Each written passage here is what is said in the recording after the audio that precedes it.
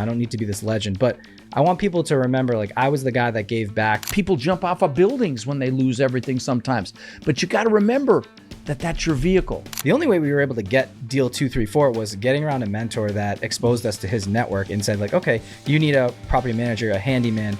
The secret to building reach in any category, in social media, anywhere, is to add value and be consistent. People will start something and do it for a year or two max, and then they give up, they get lazy, adversity hits, and they stop. Attention is a new currency, because your ability to create attention allows you to create connections that can get you to the next level. For the first time ever, I was able to save money because I was living paycheck to paycheck. 7 years later, that property has like $250,000 worth of equity, so it got me my start. I sold the property 3 years later for $100K in profit, and I was like, wow, this is really a game. It would take me forever to save up that much money. I think in the beginning, people are too afraid. They're not only afraid to invest in real estate because they're putting their financial backing into a deal, hoping it gives them a return, and if they lose it all, then they feel like I'm in ruin. We know that 90% of millionaires become wealthy through or have some sort of real estate in their portfolio. 90% of all millionaires on the planet either made their money in real estate or invested in real estate. There you go. So we're like, let's not recreate the wheel. Let's study the game, then pick a strategy and just try it. Welcome to another edition of Lifetime Cash Flow through Real Estate Investing. I'm Rod Khleif, and I am freaking thrilled that you're here. And we have a very interesting interview today with a couple of guys out of Philly, Corey Jacobson and Ryan Bevilacqua. And they have a podcast as well that I was on called the Wealth Juice Podcast that you guys need to check out.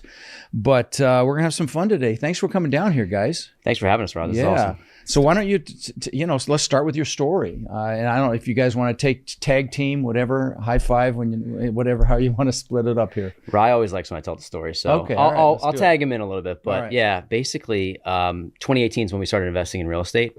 I was renting. I was paying $1,000 a month in rent. And I was told actually by a boss that I was working with, hey, we want to pay you more money, but we can't afford to pay you too much. You know what you should do? You should buy a 5-bedroom house and you should rent out 4 of the bedrooms to people that work here. And I was like, okay, I mean, I don't know if this is going to help me stay here too much longer, but what I did is I bought a 3-bed, 2-bath. I lived in one of the bedrooms and I rented out the other 2 bedrooms. Brought my friends with me from renting. So I went from paying $1,000 a month in rent to living for free. Mm-hmm. And that's when I was like, wow, for the first time ever, I was able to save money because I was living paycheck to paycheck. And this is, I was 26, 27.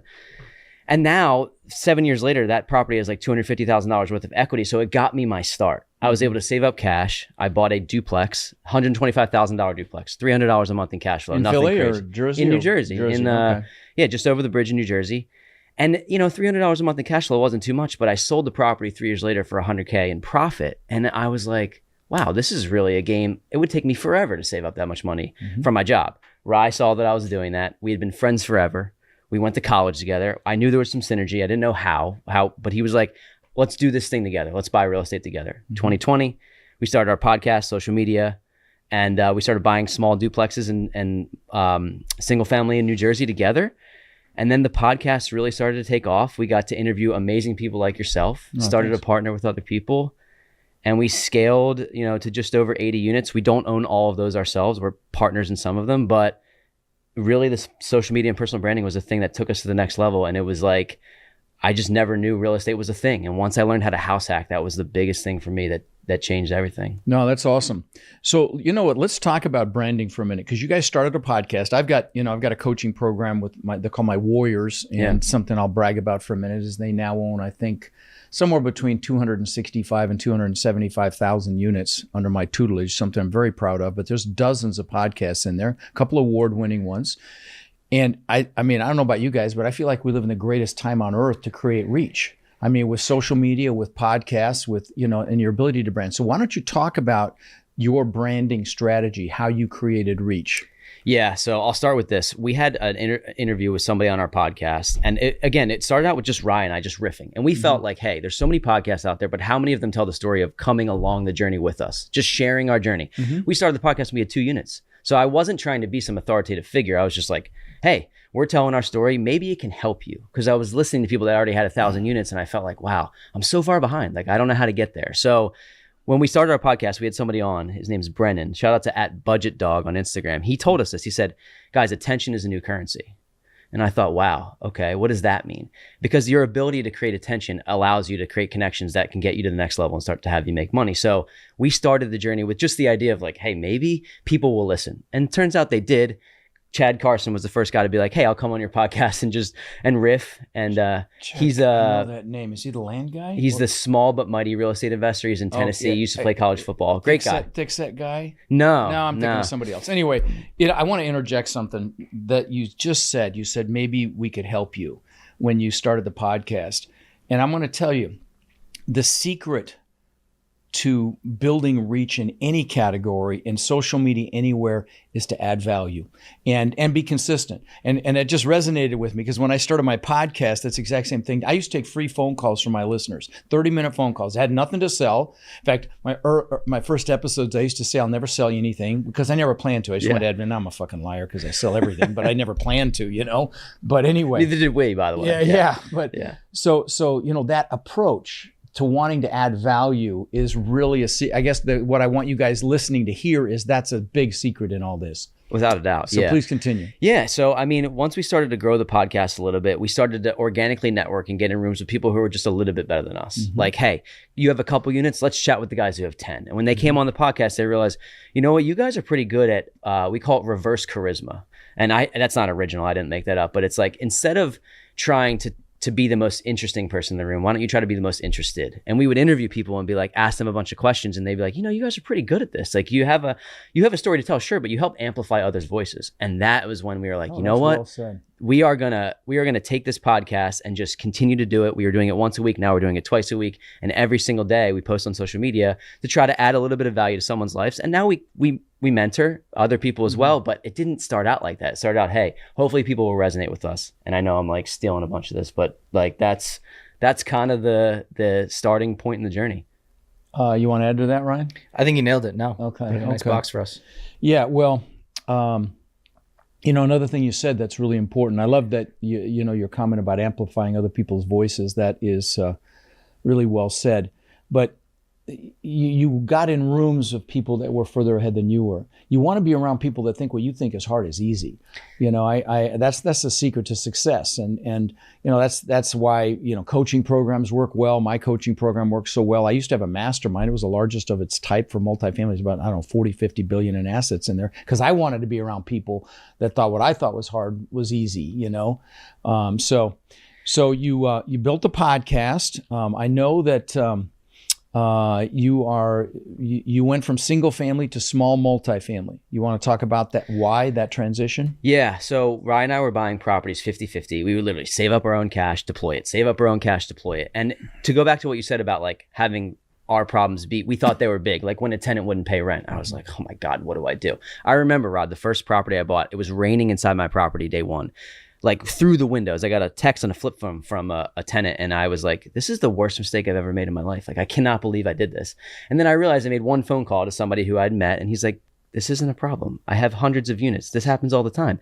It's $1,200 and we fix the window. And I'm like, replace the window or a tube of caulking. One of the two. Exactly. Right? Okay. So that was when I realized, like, getting in the rooms with people who were, their problems were like, this is not a problem. So we started to buy small single family, a little multifamily. And what we realized is that we could actually get into larger deals by partnering with people, being the marketing arm, being the investor relations, helping them underwrite deals when they were the operators that were on the ground. And that was how we decided, hey, we can actually buy an 18 unit, we can buy a 10 unit, and we don't have to be the sole owner of this property and bring $700,000 or $1 million to the table of our own money because we didn't have it. So we were able to create relationships, build a base. People started to know, like, and trust us. And then we were able to get into larger deals while still actively participating in the deal, obviously, and managing it at some level. And then that's when things started to grow for us. But it was all through connections that we made on the podcast. And what we realized is that our properties that were 30 minutes away, that we were self-managing, once we switched over to property management, we weren't really going to these properties. So I was thinking, what's the difference in managing a property through a property manager that's 30 minutes away? Could I do it 2 hours away? Could I do it on a plane ride away? And what we realized is that once we built the teams in the right areas, we were able to, start to partner with people and not have to show up and be the guy who's fixing and getting calls at 2 a.m. Because that's why people don't want to get into real estate. They don't want to take the maintenance calls at 2 a.m. And we realized, you don't have to do it if you do it the right way. And that was a big shift for us. So did you go to other states or where you at? Yeah. So we started out in Philadelphia and South Jersey, which by the way, you can still buy deals there. I recommend it if you're like local to that area, and we love it. And we have a network there. But then I turned that $100,000 profit from that one small $125,000 duplex.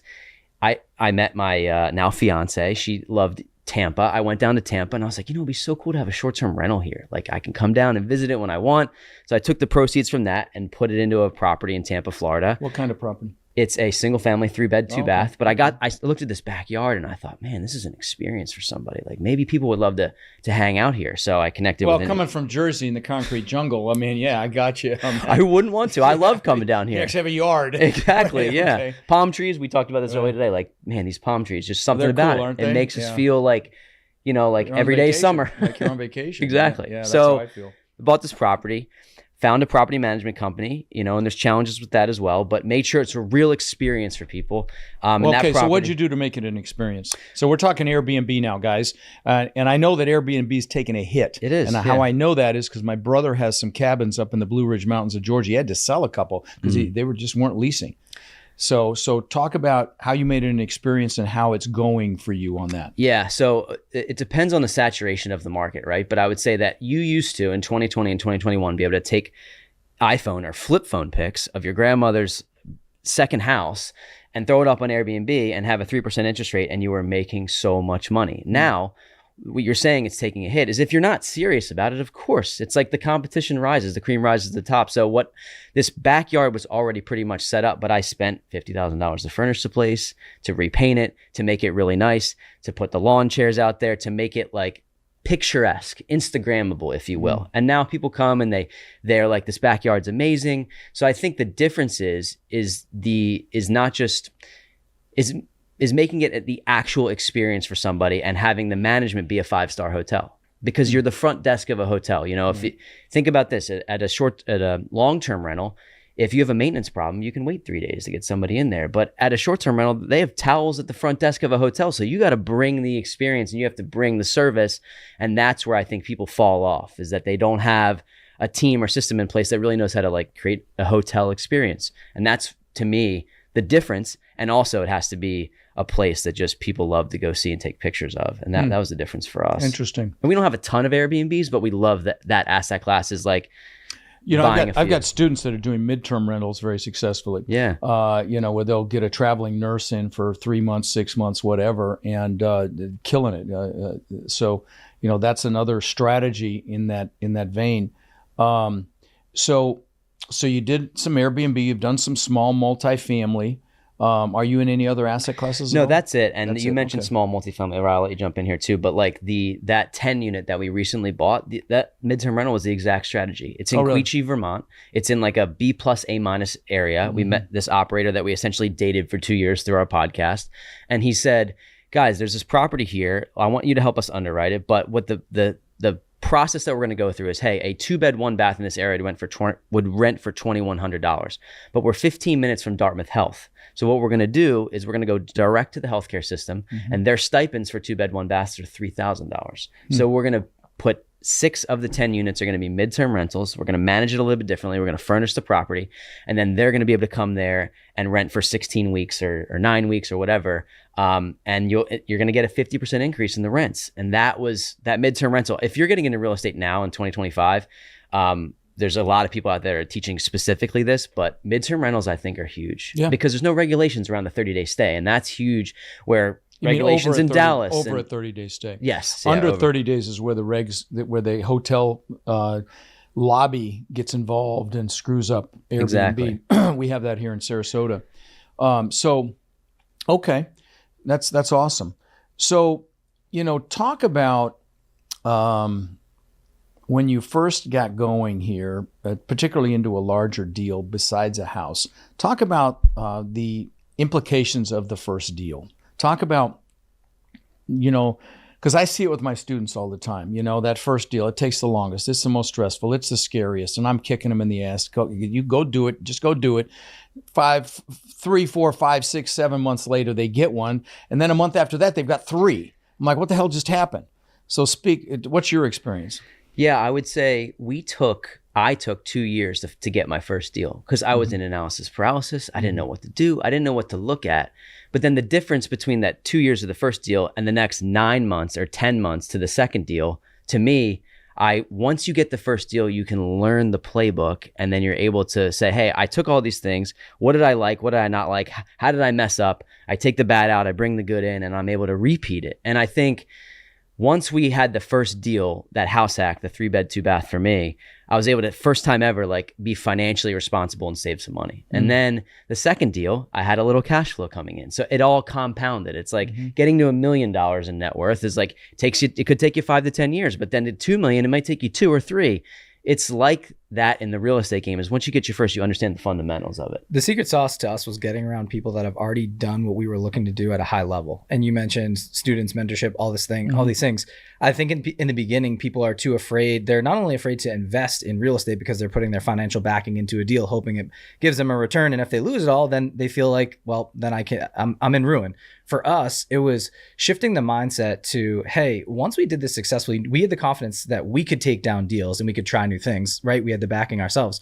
But to scale up, we realized the only way we were able to get deal 2, 3, 4 was getting around a mentor that exposed us to his network and said like, okay, you need a property manager, a handyman, XYZ. We have this in the local market in Jersey. We built a relationship with that team and it kind of spiderwebbed from there. But what we realized, in order to scale from 8 to 80, it was getting around people that have, like I said, have done this at a very high clip.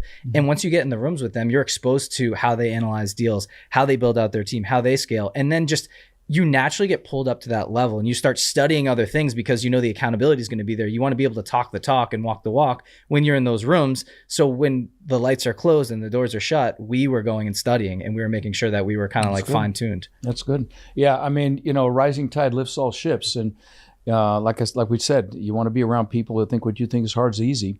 So yeah, no, I totally get it. And it's not just to get access to the network. You get little nuances that you're just not going to get, unless you've experienced it. Little tweaks that only someone that's gone through it can share with you that can make a big difference in how you strategize, what you do, how you approach something, how you look at something. So yeah, I totally get it. So you guys are a team.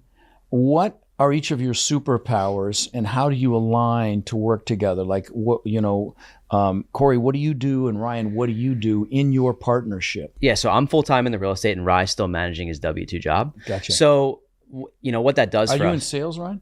I am. Okay. Yeah. Fantastic. I mean, that's fantastic. By the way, guys, those of you listening, if you are getting into this business, candidly, any business, sales training is critical. Okay. You've got to be able to influence people in no matter what you get into. So if that's what you do now, that's a great framework for the multifamily investing, real estate investing of any kind, because you have to influence. So sorry to interrupt. Yeah, no, to your point, Rod, on sales, like to us, it was like, okay, how can we're trading our time for dollars when you're working a job, but how can we make the most out of those dollars? And how can we be responsible for that and not be just going and punching a clock and making the same salary? So we thought by being in sales that we were able to not only influence more people, but also like really put our time in and get what's worth out of it. So I started to be like, hey, I'm more of the front-facing visionary of our company, if you will. And Rye adapted like the integrator mentality where he's really good with systems and he's really good at putting processes in. Did you guys implement EOS?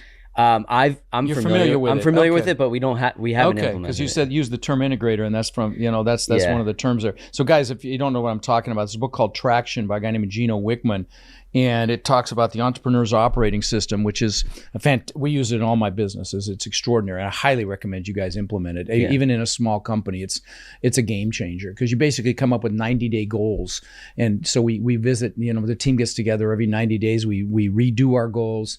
And rather than an organizational chart, you have an accountability chart, and it's just an extraordinary way to do business. Do you think it works in a business with like we have a podcast producer, we have part-time employees, like Absolutely. We're not big yet? Do you think it works in a small business like that? Yeah. Even if you just implement those two things I just said, the 90-day goals, because and only one person is responsible for each goal. If two people are responsible, nobody's responsible. So one person is accountable for each goal, and they call them rocks, but they're goals, and then if you have it's the accountability piece that's critical. And some of the other things that, coming up with your core values and your mission and where you want to be in 1 year, 3 year, 5 year, all that stuff's incredibly valuable because, you manifest that. It pulls you into that vision of the future. They call it a vision traction organizer, but that's really what it is. It pulls you into that future. So yeah, I've noticed that even just writing goals down. So we're not fully implemented with the OS, but we have a whiteboard, right. And we didn't even notice this, Rod, but like at the beginning of every year, or really the end of the previous year, November, December, we write down all of our goals, and it's sitting on a whiteboard and it's just sitting in front of me. And it's not like I'm actively checking things off. It's in your subconscious. But it is. Yeah. And the other day I looked at it and I was thinking about 2024. And I was like, wow, here, 2024 goals. I'm looking at all of them and they were all done. I didn't even check them off because I didn't look at the board, but they were all done. And having that vision, if you will, and setting SMART goals, which is something that we've talked about, but like just having it there, like you mentioned in your subconscious, it really does work putting it on paper. It's it. I want to interject something. Well, go ahead. You first. I just have one thing to piggyback off that. We talk about, he mentioned SMART goals, but also vision casting, which is essentially like mapping out your 3, 5, 10-year plan and visualizing where you want to be, but then also writing a statement as if you're already there. You already got it.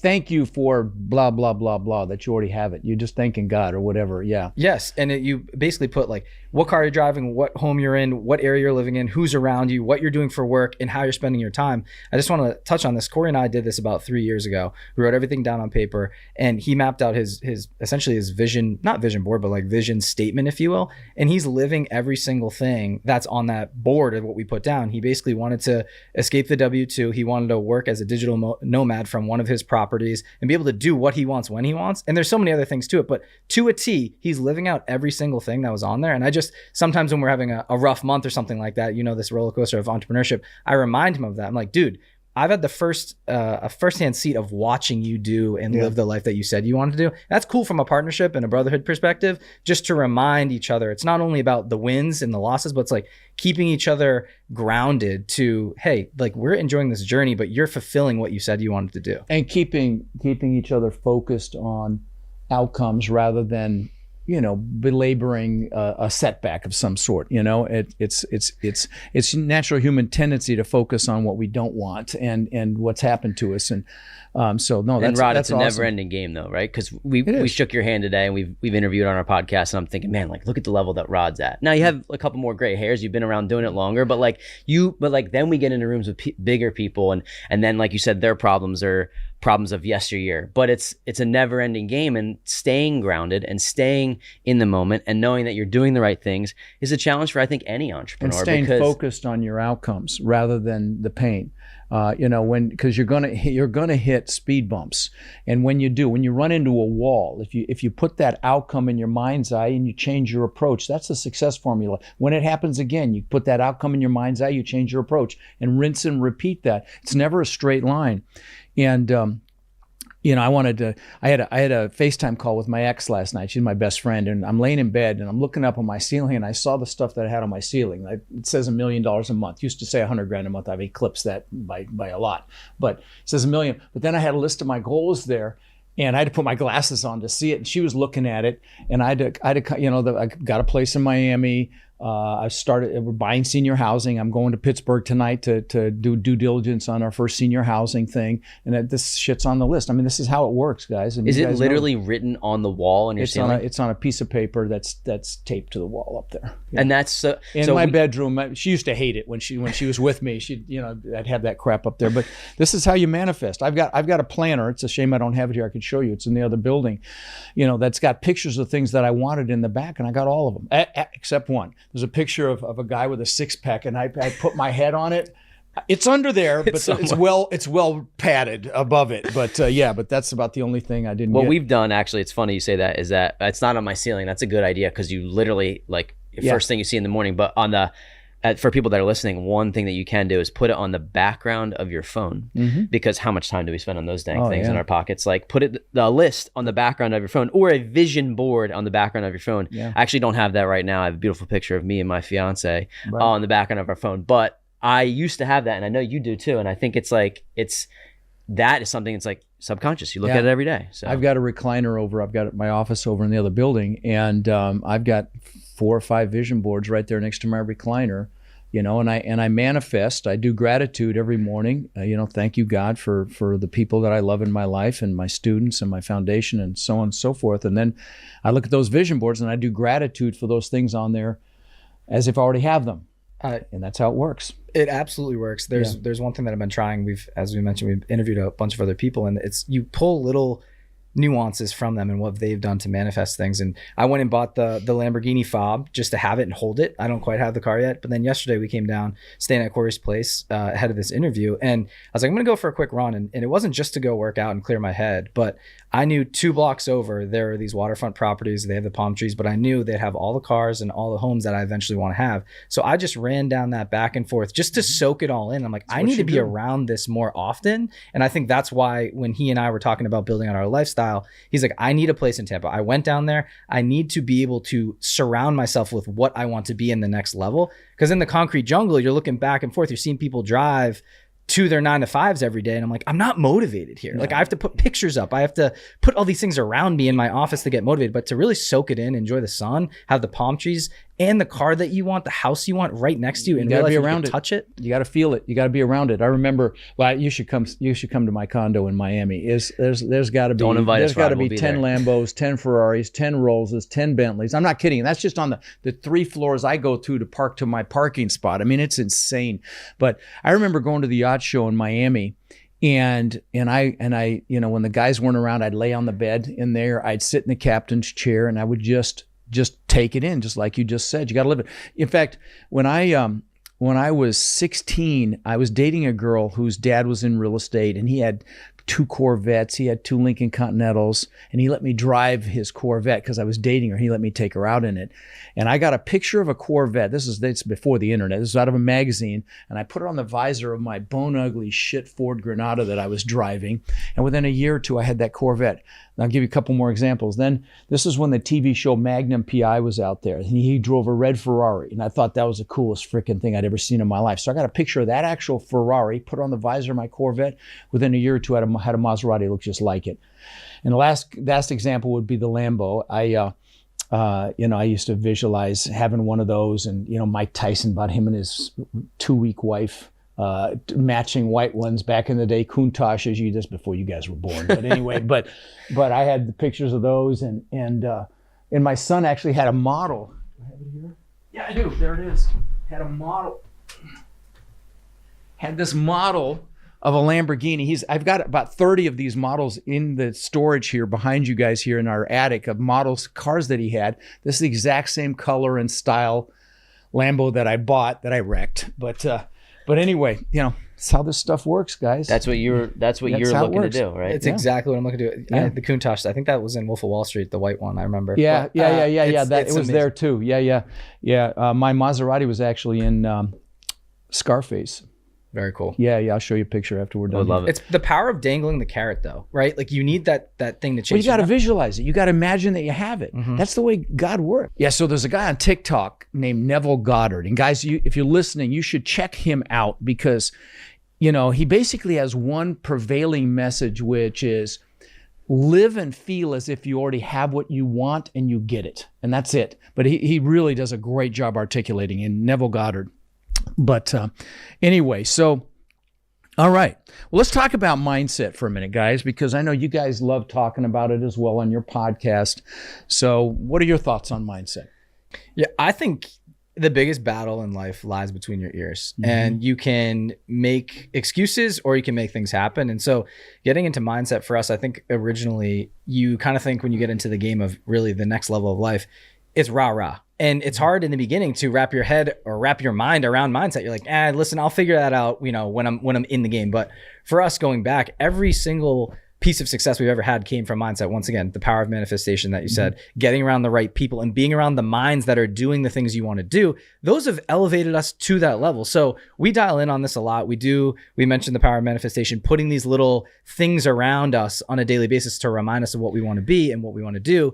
But I read this book and I really like it, and it's called The Tribe of Millionaires, and it really wrapped my brain around the idea of like, once you build out your tribe or the people around you, so often we were focused on how to get there and not who can help us get there, and we kind of shifted from how to Who? Like Who Not How is a book. There you it's go. A great book. Yeah. Okay. Love it. The Trap of Millionaires. Thanks for that one. I don't have The that Tribe. one.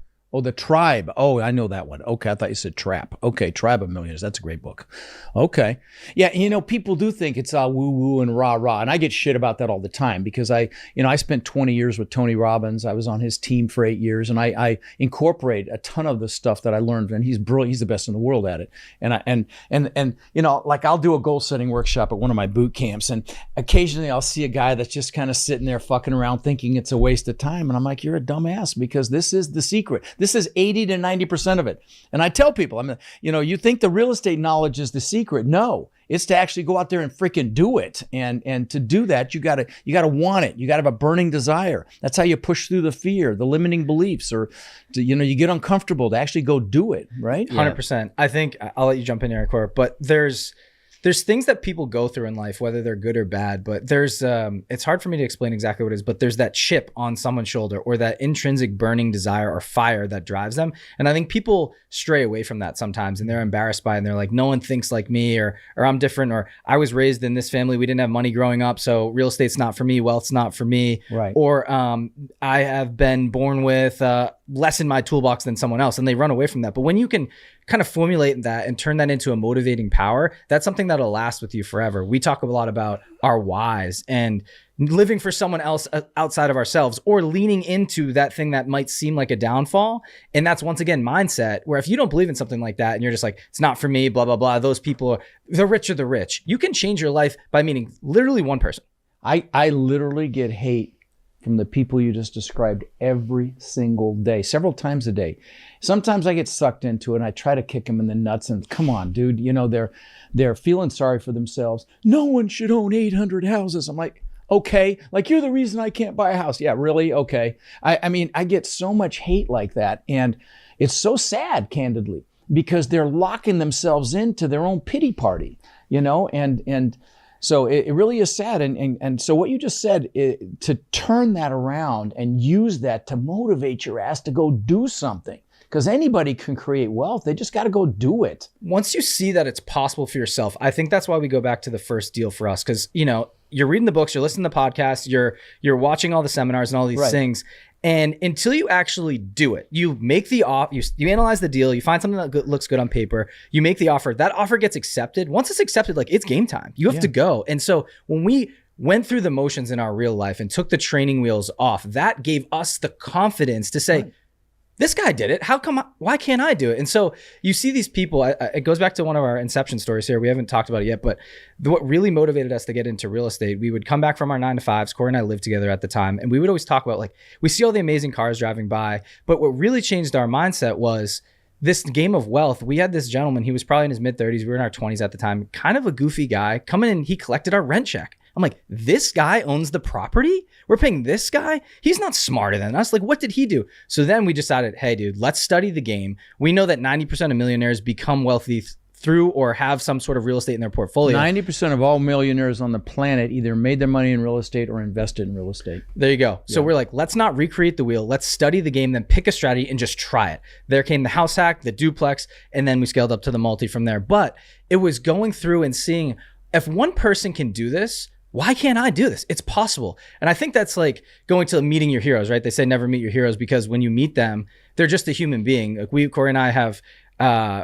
originally when I first started my journey right out of school, I worked for ESPN and I did the ESPY Awards. And LeBron, all these guys are walking by me, and I realized they bleed the same blood as us. Like, I'm just walking by someone in a nice suit. And once you have conversations with them, it just exposes you to the world to say, he just put time, energy, and effort into doing something over and over and over. Granted, you could he's 6'8", jacked, all these things, but there's other guys out there that just didn't put in the time. Business examples that Elon Musk isn't jacked or anything like that, or maybe he's a bad example as well, but there are lots of business examples as well. Guys that ain't got nothing on you. And I'm speaking to you guys listening. They've got nothing on you. They just went out and fucking did it. That's it. And so, my catchphrase is massive freaking action. My most successful students aren't the smartest. They're not the ones that live in the biggest cities. They're not the ones that started with the most money. They're the ones that just went and did it. That's it. That's the secret. And they push through the fear, which is why, again, I always start with goal setting, because you got to have enough juice to push through that fear. Or maybe you got limiting beliefs, like, I got picked on in school and I felt like I wasn't good enough. And that pushed me to prove that I was good enough. Or there's a lot of people that are just comfortable, and that comfort zone's a nice warm place and nothing freaking grows there. I have one more thing that I want to say. And it's another piece to this mindset game, but the world is not that competitive, and it is in a way until you get to a certain point. And what I mean by that is people will start something and do it for a year or two max, and then they give up, they get lazy, adversity hits, and they stop. If you can commit to doing something for 5, 10, 20 years, everyone else will fall off. Success is inevitable. You commit to doing something even for 5 years, success is inevitable. It's done. It's done. But you got to commit to it. And I'm not saying dabble in it. I mean, freaking do it. Success is a foregone conclusion. Yeah, and Rod, you mentioned about getting around people that are doing things that you want to do. Right. This sparked a thought for me here. Like, what's the best way? Let's say you don't think you can provide any value, or you don't know what value you can provide. One of the things that I did in the very beginning, this is a little bit of a different field, but I went and I offered to coach for free, not coach basketball. This is like, so I have a passion to coach basketball. Cool. And I coached high school basketball for free because I wanted to get around people that were really good at coaching. It just so happens that the coach that I was coaching with, the head coach, owned a multi-million-dollar company. And then I learned from him the ways that he treated people, ran business. So if you're out there and you're thinking like, what value do I have to offer? Go work for free. That's it. That's a great suggestion. Yeah. I mean, I get asked all the time, can I come work with you? Can I mentor? Yeah. And it have to be the right timing. Yeah. For you, Yeah. Right? Well, I unfortunately, most of the time I don't have any bandwidth to help somebody, but on that kind of a level, but, that's to be said though. My students all have my cell phone number and can get me anytime, and they do. But it's you just gotta, again, it starts with wanting it. It starts with creating what Napoleon Hill in his book Think and Grow Rich calls a burning desire. You gotta want it, and that's how you push through and make all these things happen. And and most people haven't got nothing on you except they build their competence. It starts with competence, okay? Now you can do that through, if it's multifamily, get your ass to one of my boot camps, but whatever it is, learn what it is as best you can. YouTube University, whatever. Go, learn what it is you want to, your vehicle that you're going to use to capitalize on what's happening, and then that competence equates to confidence. And get around people that are doing it. That's the biggest thing. You mentioned confidence. This is a big thing for me. I have a tattooed on my leg. It says, keep your promises. And I learned this from, I don't know Ed Milet, but I learned it from Ed Milet. And that's one of his famous quotes where he says, if you keep the promises that you make to yourself, those are the most that important ones. you learn to self-trust. And once you learn to self-trust, you're not so concerned about the opinions of other people because you trust yourself. So if you can get up and go to the gym, or if you can get up and make those phone calls that you said you were going to do, if you do all the things that you say you're going to do, then you're able to not really care about what other people think of you. And that's what confidence comes from for us. Yeah. It's interesting. I used to be horribly afraid of rejection, and I got picked on in school, got my ass kicked regularly, and didn't know how to fight back yet. And then I had this girl embarrass me on the playground that I had a crush on. She embarrassed me in front of a bunch of kids, and I came up with this belief system that I wasn't good enough, and I'd be afraid to raise my hand in front of 10 kids in a classroom, and now I speak in front of thousands at a time in my freaking flip-flops. But when you realize that people really don't care that much about you. They care about themselves. And so many people are afraid of what other people think. And it was really hard for me to come to that realization that, become free from the opinion of others, and success comes much faster and easier. You agree with that? 100%. That's hard to do though. Yeah, it is hard to do. It takes time. It does. It takes time. And I think it comes with just taking massive action, like you said. Like if you're starting out, one thing that I would have said to myself, like when I was way younger, 18-year-old self, is just try a bunch of shit. Just try as much stuff as you can, because you're never gonna know if you're good at something if you don't give it a shot, and then or if you like it. Because when you love what you do, work is freaking play. I mean, I love this shit. I mean, I do this when I'm sick. Exactly. So the only way you're gonna figure out what you love is to try different things. I love that you said that. Yeah, just try and try it and try again and try something else, and then you'll meet opportunities at different forks in the road that will push you in different directions, and eventually you'll find your thing. And even if you think that hey, that maybe I can't make as much money there, if you love it, you'll make money at it because you'll be good at it. And I think probably one of the biggest pieces of that is to have curiosity. Curiosity, I think, is one of the best qualities a person can have, and the best one you can teach your kids when you two have kids. Seriously. I have a kid, and that's I mean, she's only 2, but it's instilling these things young. And I think one of the things for us, like Corey and I are naturally curious people, and that's why we've had so much success with our podcast. Like, every time we have on an all-star guest, someone like you, I want to know how you got to your level of success, what steps you took, and then I build those nuances, right? And I take a little piece of your puzzle and implement it into my life. That's the secret right there. That's the secret. You take these little nuggets from people, and they have some sometimes some amazing nuggets, and you implement them into your life. And at some point, you've got all of these things that you've implemented. Again, success is inevitable. I want to say something to you with your 2-year-old.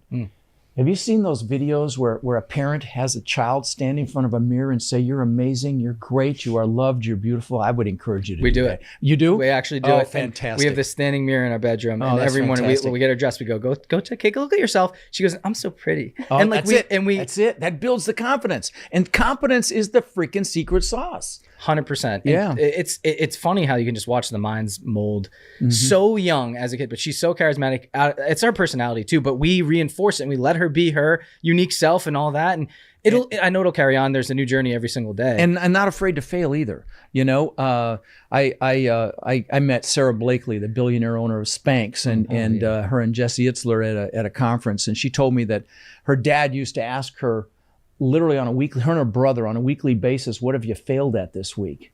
What an incredible question to ask your kids so they don't fear failure, right? I want to talk about that too. Okay. And failure, I think, is one of the big things that holds people back. And it's the fear of failure. Fear of failure, yes. Fear of failure. That's what it is. And so a lot of times people confine themselves to a box, right? And the system, and you basically go to school and you're trained to be an employee, right? And then if you ever lose your job, it's like you're a failure. And so a lot of people project money failures and fear of things that they don't believe they can do onto you. And that's why the influence of the people around you, if you're going to, let's just say, a 9-to-5 job every day, like the majority of those people, unless it's the CEO of the company that's running the ship or the founder, most of those people they want to stay in their lane. They want to make the money, go home to do the things that they want to do, but they'll never try something else because the people around them are like, "Hey, you shouldn't do that. You got to play it safe. We need to retire at 67. And I think it's so hard for people to break free from the cycle because you're around those people and you're conditioned to fear failure and not take a shot. Let's talk about how you break free from that. So how you break free from that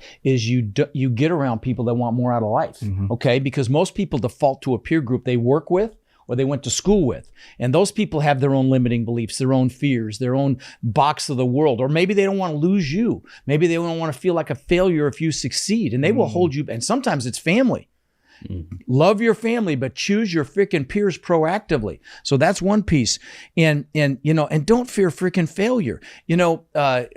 Pick your vehicle. There's incredible opportunity coming. Good God, we haven't talked about AI. My God, you can create incredible things with AI right now. My whole team is working hard on AI stuff. My daughter works for me now, killing it.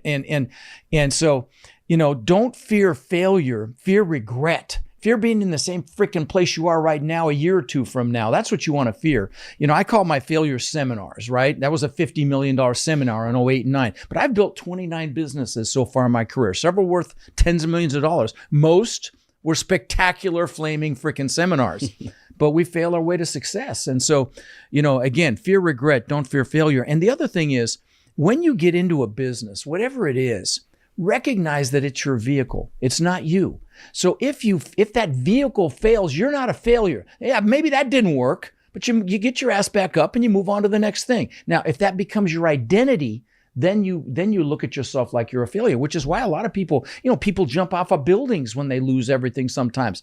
But you got to remember that that's your vehicle. That's it. And that's how you got to look at it. 100%. You mentioned the 29 businesses. I do have a question for you on this one. It's like, okay, some were successes, some were failures. At what point? Most were failures, believe it or not. At what point did you decide to not give up, but pivot from those companies to say, hey, this isn't going to work for me? Because some people will go years and years and years and years and just keep pounding the pavement on the same business. At some point you have to shift to say, sometimes you got to cut your losses. And I'm an entrepreneur, and there are Tony Robbins talks about 3 different archetypes. There's an entrepreneur archetype, there's the manager leader archetype, and then there's the artist. Now, like a great example would be in Silicon Valley. The artist would be the programmer that came up with this cool new app like Uber or Airbnb or whatever. And then the venture capitalist would bring in the C-level team the venture capitalists would be entrepreneurs that help bring it to market, but they bring in a C-level team of manager leaders to run it, okay?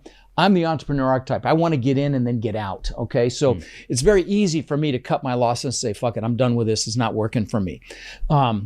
But a lot of people do. They drag on way too long. And sometimes, in fact, I just had a call. Oh, God. I just had a call with somebody like yesterday or the day before. And I told him, you may just want to cut your losses on this and move on, because he was belaboring his situation. And, oh, no, it was a guy. That's right. It was a guy that was trying to sell some houses right now. It was one of my warriors. And he can't sell them. And I said, dude, you just need to drop the prices down and get out of them. Get out of them now, because he's feeding them. And you know, and that really resonated with me, because that's kind of what happened to me in 08 and 09. But anyway, yeah, a great point on that. Well, let's talk about war stories, okay? Because everybody thinks success is easy, and there's, you know, and I love this. When I have my boot camps, I have panelists. I have like several panels a day, and there's billions represented by the panelists. They're all my students, and that's one of the questions I ask each panel. You know, talk about a time you got your ass kicked. Talk about a seminar. So. This is a fun story here. So when people get into real estate, they think, what's the worst possible thing that can happen? Right. And we thought going into it, okay, the worst possible thing that can happen is our property, there's a fire and it burns down. And our third or fourth property, I don't remember which one, it was a duplex in South Jersey. And I remember getting a call at 11 p.m. I was actually like going to sleep and I didn't answer the call, but I remember getting this call thinking, our tenants have a property manager. Why would they be calling? I wouldn't expect the call. We listened to the voicemail in the morning and she's saying there's a fire. And so my first thought is, did everyone get out safe? Right. And they did. Everyone got out safe. But it turns out that the neighbors were like, had space heaters on in their garage. So it wasn't even our property that caught fire.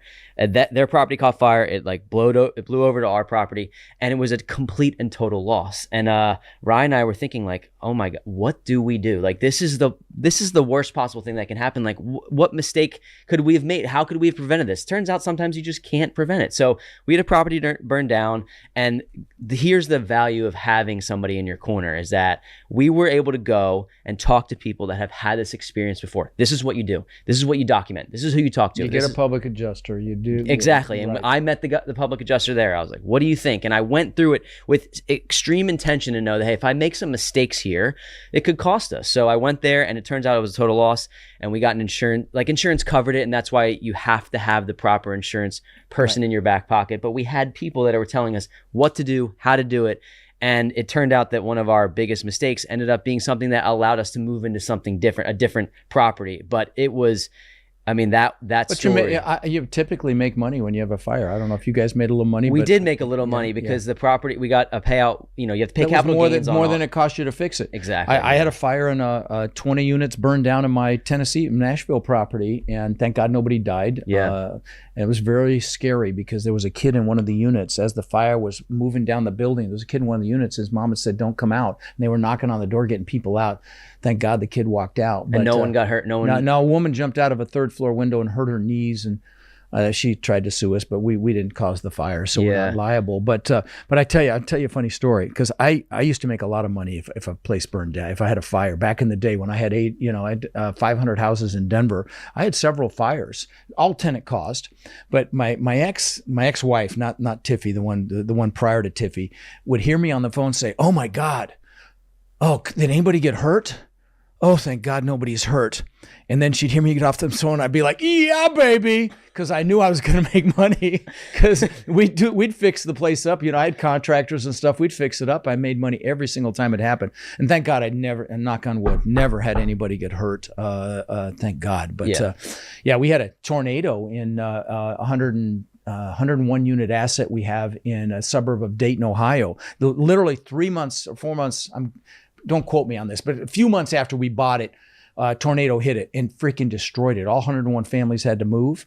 And we did really well on that one too. Well, I think it's important to know, like, to make sure that you got to have good insurance. Bottom line, you got to have good insurance, and you got to keep up with everything in your property. If you're a landlord, you have to be a good landlord, because you don't want anyone to point to something you don't want to be liable. Yeah, exactly. And you got to make sure your fire stuff is up to speed. Your your fire extinguishers are the right dates. Yep. And most municipalities will do fire inspections annually to make sure that stuff's right. But good property management company will check your smoke detectors. They'll check your fire extinguishers. They'll just make sure the trip hazards are taken care of. And yeah, and things of that nature. our tenant was Section 8, so we would have inspections every year to make sure it was up to the standard that Section 8 allowed. So everything was, actually, it's funny, you mentioned the seminars. We had replaced the floors in that property for $9,000 1 month before the fire. So, we lost out on that. We ended up making more money, but it's like, you just have to expect that the hits are going to come in this game. You just have to. The good thing about our business, guys, and this, is a check fixes damn near anything.